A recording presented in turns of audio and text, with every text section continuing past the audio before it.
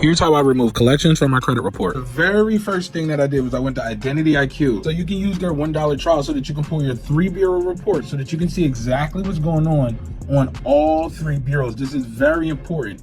Next, I made a huge list of all of the negative accounts I found on my report. Anything that was collection derogatory. You want to copy the name exactly how it was written on the credit report, and then you want to take the account number and copy it all the way down to the stars. And here's that huge list of negative accounts that I created.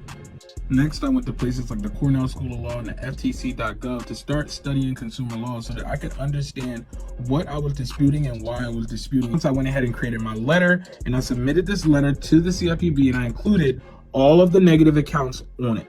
The next thing you want to do is go to the CFPB website to make your official complaint against the credit bureaus. You want to let them know that you're having a problem with incorrect information on your credit report. Now make sure that you do this for each of the 3 credit reporting agencies. Starting off the bat, I highly recommend everybody making an account with Identity IQ. It's one of the websites that credit repair companies like myself use to obtain the credit reports for our clients. Why do we use Identity IQ and paid credit monitoring subscriptions like those? Is because they format your credit report, every single account, to be able to do factual-based disputing, because they put the accounts per credit bureau side by side, and then we can highlight the inconsistencies and inaccuracies. He says like you should learn legal consumer law by reading the whole law book, the Cornell Law Book, and the Fair Credit Reporting Act through the FTC website, which if you want to knock yourself out and you have the patience to go through that, absolutely go and do it. That's fantastic. However, for the majority of you guys who don't have the time, you guys work and you guys just are going to find that very boring, you guys can hire companies like myself to be able to do that for you. He then recommends to do CFPB. CFPB is a Consumer Financial Protection Bureau. Here's my only caveat to that is that you got to wait until you have recording data stating that you've been trying to have a communication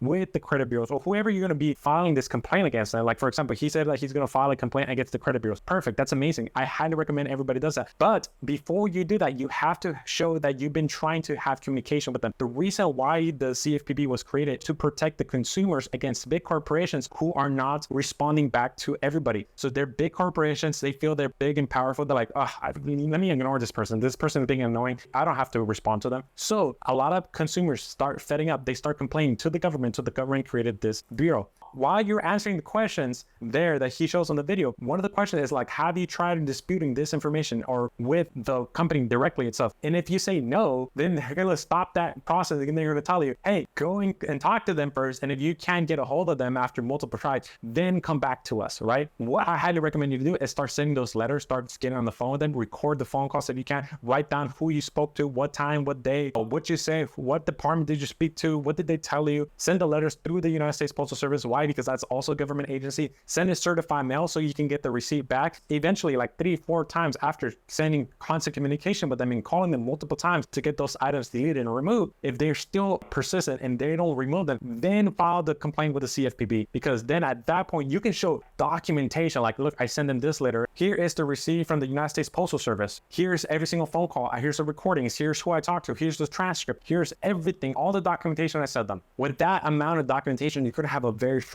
case. So first, go ahead and do that and then file the CFPB after months of them not getting a response back to you. I hope this helps you guys.